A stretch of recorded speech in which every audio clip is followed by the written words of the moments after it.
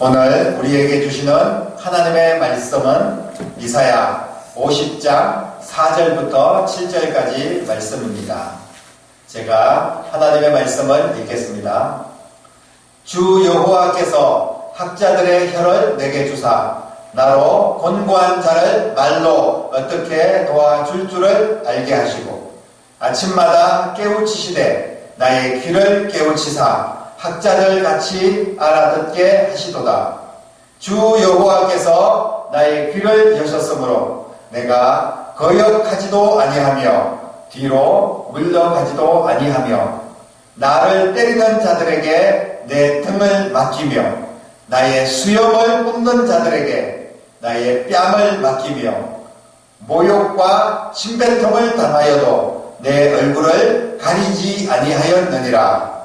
주 여호와께서 나를 도우심으로 내가 부끄러워하지 아니하고 내 얼굴을 부싯돌같이 굳게 하였으므로 내가 수치를 당하지 아니할 줄 아노라. 아멘. 정도의 차이는 있겠지만 사람이 살다 보면 도저히 참을 수 없는 모욕과 멸시를 경험할 때가 있습니다. 여러분들은 혹시 누군가로부터 참을 수 없는 모욕과 멸시를 당한 적이 있습니까? 만약 그런 일을 당했다면 그 상황에서 여러분들은 어떤 말과 행동을 했습니까? 이사야 선지자는 하나님께 귀히 쓰임을 받는 선지자였습니다. 하나님을 등졌던 백성들의 삶을 깨우쳐서 하나님께 돌아오도록 자신의 모든 것을 헌신했던 선지자였습니다. 4절 말씀에 보면 하나님께서 선지자 이사야에게 학자의 혀를 주셨다라고 말씀을 하고 있습니다.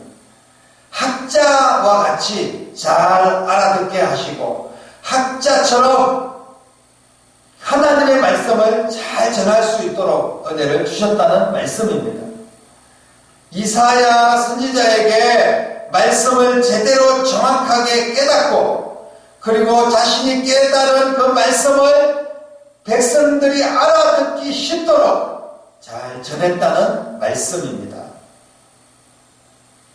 이사야는 하나님의 말씀을 전함에 있어서 조금도 자신의 생각을 앞세우지 않았습니다.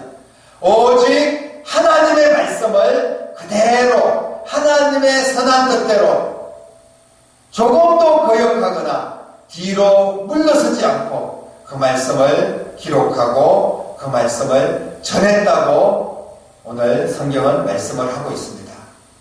그런데 이런 귀한 선지자 이사야에게 사람들은 말로 표현할 수 없는 악한 행동을 합니다. 이사야가 사람들로부터 폭행을 당하고 수염이 뽑히고 뺨을 맞는 그런 엄청난 고난의 시간이 있었습니다. 여기에서 끝나는 것이 아니라 온갖 모욕적인 말을 듣고 침을 내통을 당함까지 이런 멸시와 조롱을 받았습니다. 왜 이사야에게 이런 일이 일어났을까요? 이사야가 도대체 무슨 잘못을 했기에 이렇게까지 사람들은 이사야에게 멸시를 주었을까요? 이사야는 선지자입니다. 그것도 하나님께서 주신 말씀을 학자의 혀로 이스라엘 백성들에게 정확하게 전달했던 선지자였습니다. 이런 귀한 선지자에게 서슴지 않고 이렇게 못된 짓을 한 이 사람들은 도대체 누구입니까? 오늘 이사야서를 통하여서 보여주는 이 모습은 당시에 타락한 하나님의 백성들, 다시 말씀드리면 이스라엘 백성들이 하나님을 등지고 살면서 하나님의 말씀을 대언하는 선지자 이사야에게 멸시를 주고 고난을 준 사건입니다. 하지만 오늘 이 사건은 이사야 한 사람으로 끝나는 것이 아니라 이 상황을 통하여서 말씀해 주시는 더 중요한 말씀이 있습니다.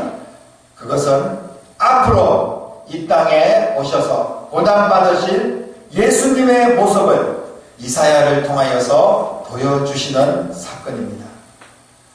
하나님이신 예수님께서 이 땅에 오셔서 학자의 혀로 하나님의 말씀을 선포했습니다. 회개를 선포했습니다. 하나님의 나라의 백성이 될 것을 선포했습니다. 하지만 이스라엘 백성들은 이 예수님의 말씀을 듣지 않고 오히려 모욕하며 침을 뱉으며 온갖 고난의 관을 씌우고 십자가에 못 박았습니다.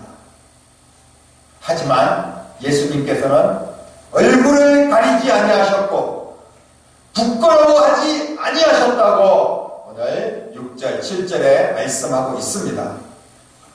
예수님께서 이런 모욕을 당하시고 아픔을 당하시고 고난을 당하시면서 그 모든 어려운 고난을 뒤집어 쓰면서도 얼굴을 가리지 아니하시고 부끄러워하지 아니하셨습니다. 어떻게 그리 하실 수가 있었을까요? 예수님께서 이런 고난을 당하셔야만이 우리를 살릴 수 있었기 때문입니다. 예수님께서 고난을 당한다는 사실은 부끄러움과 수치가 아니었습니다. 예수님의 죄 때문에 당하는 고난이 아니라 우리를 살리기 위해서 반드시 겪어야 하는 과정이었기 때문에 부끄러움과 수치가 아니었다는 말씀입니다. 억지로 피하려고 하지도 않았습니다. 변명하려고 하지도 않았습니다. 당당하게 나를 살리기 위해서 그 고난의 십자가, 고난의 잔을 부끄러워하지 아니하시고 주님께서 그 고난을 다 당하신 것입니다.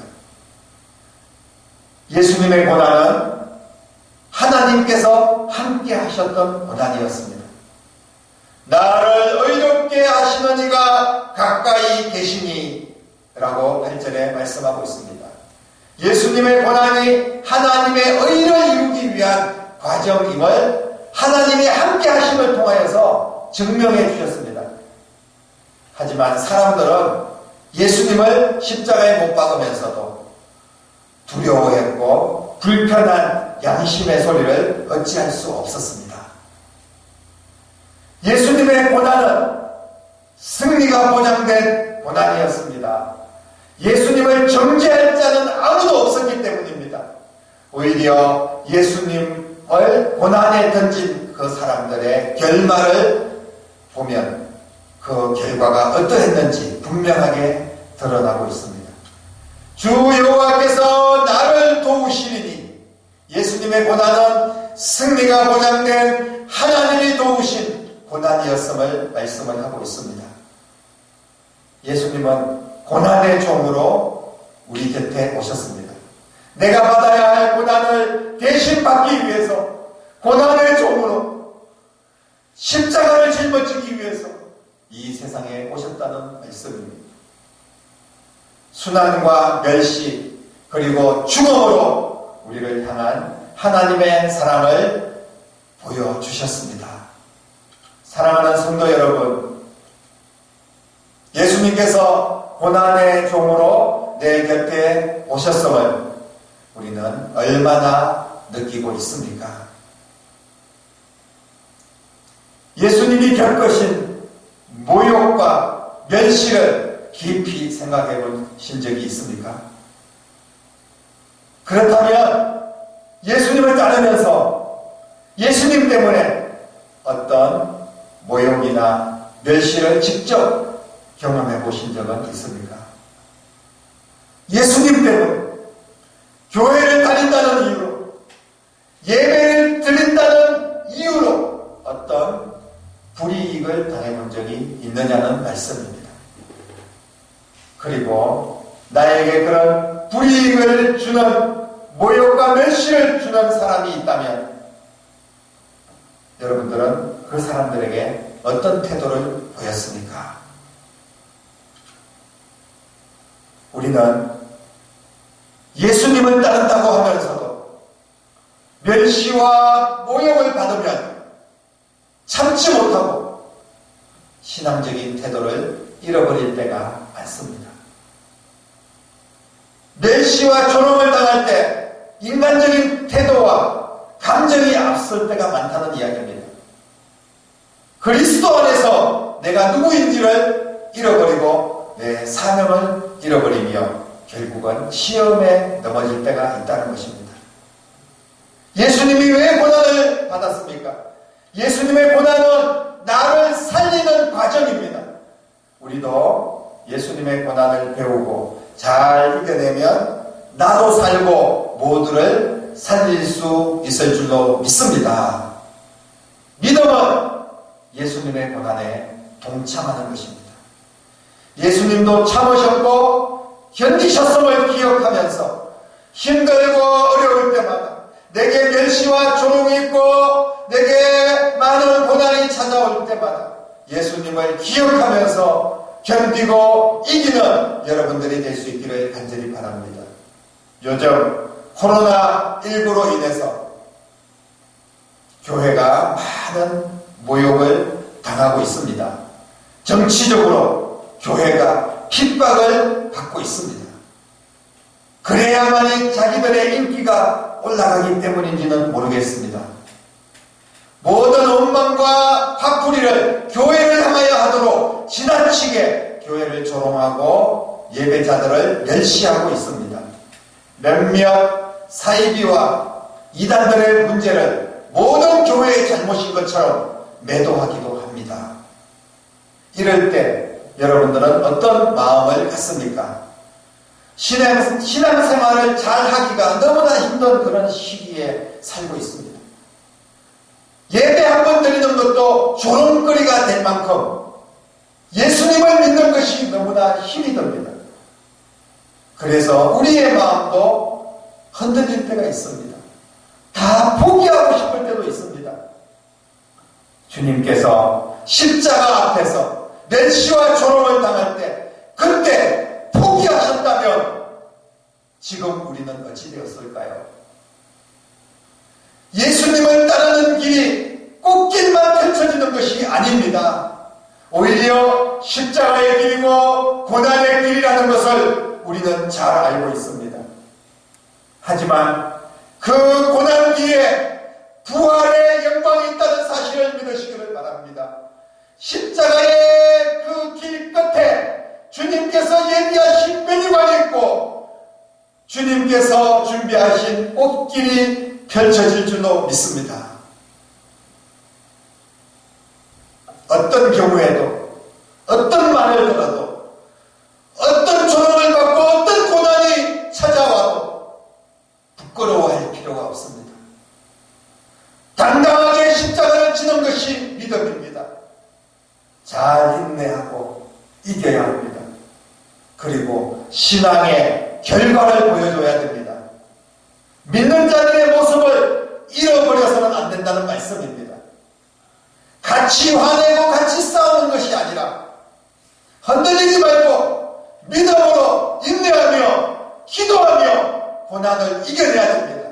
그리고 무엇보다도 주님께 예배드리는 것을 결코 포기해서는 안 됩니다. 신앙생활이 부끄러운 일이 아닙니다. 예배드리는 것이 고개 숙일 일이 아닙니다. 주님께서는 나를 위해서 십자가를 지실 때 당당했습니다. 모든 것을 희생하시면서도 기꺼이 당당하게 우리를 사랑하시며 십자가를 지셨습니다. 우리도 주님을, 예배를, 믿음을 부끄러워하지 않는 신앙인이 되어야 될 줄로 믿습니다. 그러면서도 균형을 잃지 말고 최선을 다해서 사회에서 우리의 역할을 잘 감당해야 될 줄로 믿습니다. 방역에도 최선을 다하여서 협력하고 내 몸과 이 사회의 건강을 지켜나가는 그리스도인들이 되어야 될 줄로 믿습니다. 결국 믿음의 유익을 이루는 자가 예수님을 따르는 자들입니다. 고난에 동참하고 고난을 이기는 자에게 예수님께서는 사랑을 베풀어 주실 줄로 믿습니다. 예수님께서 은혜를 베푸시고 복을 주실 줄로 믿습니다. 이 힘든 시기를 이길 수 있는 방법이 무엇이 있을까요? 사랑하는 성도 여러분, 우리는 이 고난을 이겨내야 됩니다. 이겨낼 수 있는 방법은 기도밖에 없습니다. 예수님도 십자가 앞에서 당당하게 그 십자가를 부끄러워하지 아니하시고 모든 고난을 감당할 수 있었던 능력은 바로 기도에서 나왔습니다. 겟세마네 동산에서 간절하게 기도하시면서 기도로 승리하시고 십자가의 고난을 묵묵하게 이겨낼 수가 있었습니다. 여러분, 우리도 기도합시다. 피하지 말고 함께 기도합시다. 고난 주간 한 주간 깨어서 특별 기도에 동참합시다. 코로나19의 극복을 위해서, 그리고 우리가 더욱더 주님께서 주신 사명을 감당하며 주님의 그 십자가의 길을 따라가며 믿음을 지키기 위해서 기도합시다. 기도하면 하늘에서 듣고 우리의 죄를 사하시며 이 땅을 고쳐주실 줄로 믿습니다. 모든 고난을 이기고 부활의 주님과 함께 여러분의 모든 삶이 새롭게 부활하는 한 주간이 될 수 있기를 주님의 이름으로 간절히 축원합니다. 아멘. 기도하겠습니다. 살아계신 아버지 하나님, 하나님의 은혜를 감사합니다. 예수님께서 모든 멸시와 조롱을 당하며 모든 아픔과 고난을 당하며 십자가를 짊어지실 때 조금도 부끄러워하지 아니하시고 당당하게 십자가를 나를 위하여 짊어지셨고 부활하여 승리하셨던 것처럼 우리에게 어떤 조롱과 핍박과 고난이 찾아와도 조금도 부끄러워하지 아니하고 당당하게 예배하게 하시고 당당하게 기도하게 하시고 당당하게 믿음을 지키며 주님의 십자가의 길을 따라갈 수 있는 저희들 되게 하여 주시옵소서. 그리하여서 주님의 부활과 함께 우리 모두도 새롭게 부활하며 주님의 영광에 함께 동참할 수 있는 거룩하고 복된 하나님의 자녀들이 다 될 수 있도록 역사하여 주시옵소서. 살아계신 예수님의 이름으로 간절히 기도드리옵나이다. 아멘.